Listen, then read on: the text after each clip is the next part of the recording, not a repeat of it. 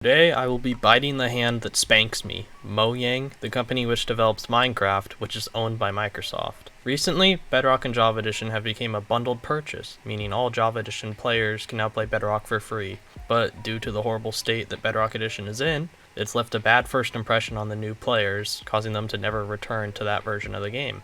This heavily hurts Bedrock Edition, as due to Microsoft's ignorance towards maintaining the game, servers and marketplace creators are losing out on hundreds of thousands of potential players. But many large Java Edition Minecraft YouTubers have been making videos on Bedrock, which, understandably, have not been very positive. As someone who mains Bedrock Edition as not only a player, but also as a server developer and content creator, I will give my opinion specifically on what AntVenom talked about in his video, regarding the things I agree with, disagree with, and wish he had said. To start off, AntVenom first discussed about the bugs relating to survival mode gameplay. The majority of these I agree with needing priority attention towards being fixed, such as randomly dying or clipping through the world, and the lack of a hardcore mode. However, AntVenom spent the majority of the video on a rant about the game breaking once a player walks a very large distance. I don't know about you guys, but I don't think walking millions of blocks in a straight line for weeks at a time is something most normal players do. The only occasion I can think of worlds needing millions of blocks in diameters for servers like 2b2t, where players will be using literal speed hacks to get as far away from spawn as possible. Of course, it would be nice to see these bugs fixed,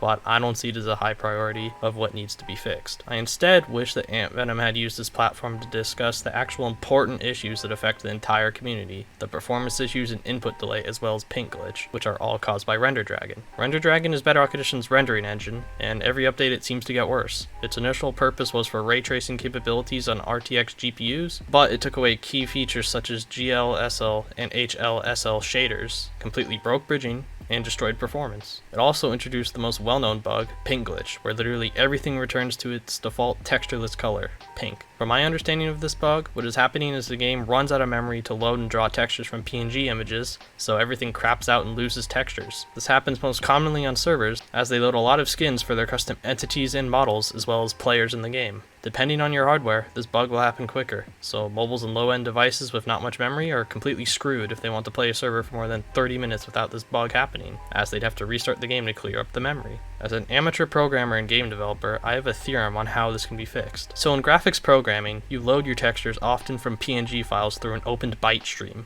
What I believe is happening in Bedrock's code is they never closed the byte streams they opened for loading those textures. So basically, Bedrock Edition is a ticking time bomb on your system's memory. Every time you see a custom entity or a new player skin, that's a texture that has to be loaded in a new byte stream that will take up a little bit of memory on your device. Pink glitch will eventually happen when the game runs out of memory from all these created byte streams that never get closed. So to fix this issue, Mojang need to refactor the parts of their code where texture loading takes place and make sure they are releasing memory and closing byte streams properly after use. Honestly, texture loading and poor memory handling could be the main reason behind all of these issues from RenderDragon when it comes to performance and input delay, as the game is running on limited memory, so of course it's going to lag. But on a positive note, I have seen on Twitter that the issue does seem to be getting worked on after nearly a year of begging the developers, so maybe we can expect Bedrock to revive in the coming months? I don't know. Back on the topic of AntVenom's content towards Bedrock Edition, a majority of his videos have been on the subject of the marketplace's problems with low quality content and plagiarism.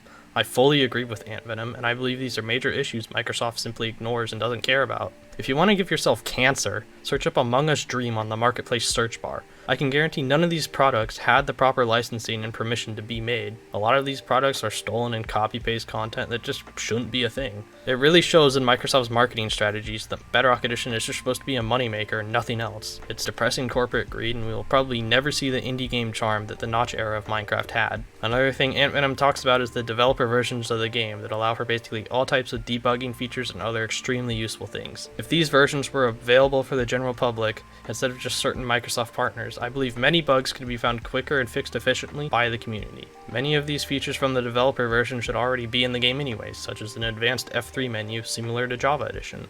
To conclude this video, I believe Bedrock Edition can become a great game again if they fix these performance and input delay issues, which all stem from RenderDragon. So yeah, let me know in the comments what your guys' thoughts are. See ya.